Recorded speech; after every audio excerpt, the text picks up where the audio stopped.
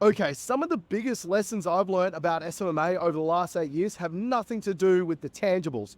A lot of them actually have to do with fixing this and fixing paradigms that you bring into this space that you have to unpack, unwind to be successful. And the lie that I'm about to share with you that literally took me years to get over and cost me thousands and thousands of dollars in missed opportunities. And I'm about to cover that off right now. So you're probably thinking, why should I listen to some random dude in the singlet walking around Manila? Well, my name is Jimmy. Everyone calls me Uncle Jimmy. And I've been running my SMMA agency now, My Online Guy, for over 8 years. Feel free to go and check that out. You shouldn't just randomly believe the advice you read on the internet. Go and check it out. Make sure that the person you're listening to actually has the receipts to back up what they're saying.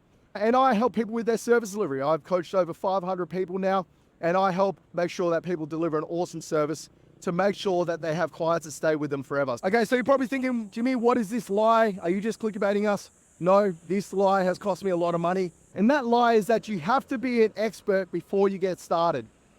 And what I mean by that is that I see this a lot when I coach people when it comes to SMMA. They are so concerned about knowing everything there is to know about Facebook ads, about cold calling, about email outreach, about any specific thing you need to do to be successful in SMMA, that they just don't get started.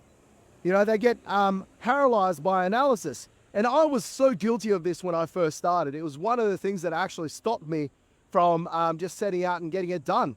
I was too worried about being the best at Facebook ads and not worried about being good enough to get the job done. And this is a massive paradigm shift, especially if you're a person who is high achieving, like myself. You just want to make sure that you really know what you're doing so that the clients will have a reason to pay you. But what I've actually learned over time is that actually doesn't matter. The thing is, there's a lot of people that do SMMA that are actually really doing it in a way to impress other SMMAs. What I mean by that is they try and learn Facebook ads inside and out, or cold calling inside and out, so they can go to a room with their peers and be the smartest person in the room. What I can tell you from experience is that doesn't pay the bills. Those other SMMA agencies don't pay the bills. So I would question and I would query, and I had to do this myself, what does it matter if you know absolutely everything about Facebook ads? What's actually more important is to know enough so that you have someone that will pay you to do the job. That's all you need to know. And I see this a lot. I see people that like to mentally masturbate about how good they are at Facebook ads and how they know super deep concepts and theories. And then no one's willing to pay them for that information. If they just stopped at knowing enough to get the results and left it there and focused on anything else that would scale their agency, they would have been so much more better off than trying to be the absolute #1 best in the market when it comes to Facebook ads. Because no one's going to pay you for that information.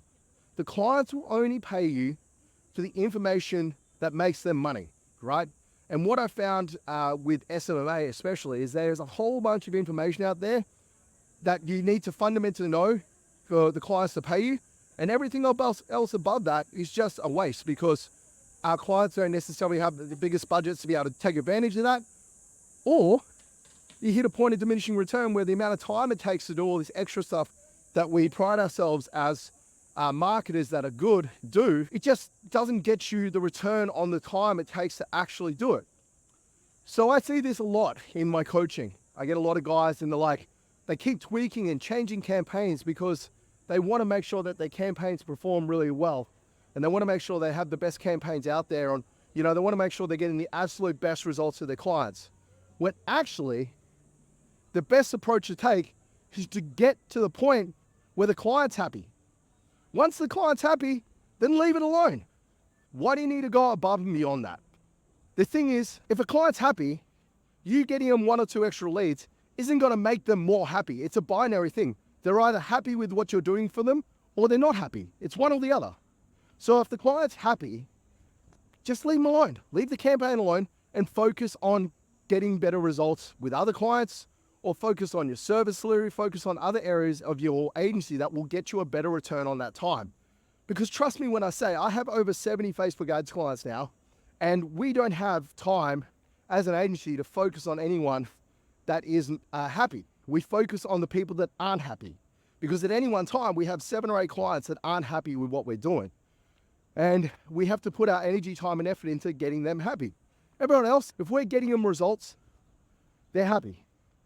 And it took me a long time to get out of that mindset of, I need to do the absolute best I can for the client. I need to like go above and beyond, because that's how I was taught to do things. But at the end of the day, the clients aren't paying you for that little bit extra. You know, and I know it sounds bad and it sounds like bad advice, but trust me, if you want to run an agency at any form of scale, you have to sacrifice somewhere. And a lot of the time, the best way I've found to balance running an agency that's successful, that's getting results for clients, with one that is actually profitable.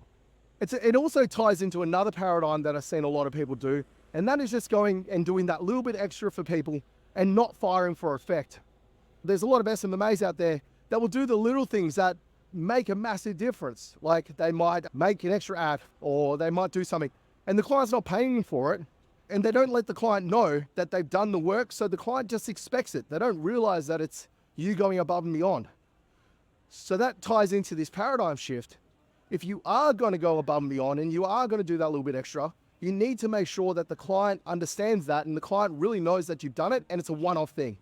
And this has burned me a few times where I've gone above and beyond because like I said in a previous video, I think it's a very important skill to have, and it's a very important character trait to have.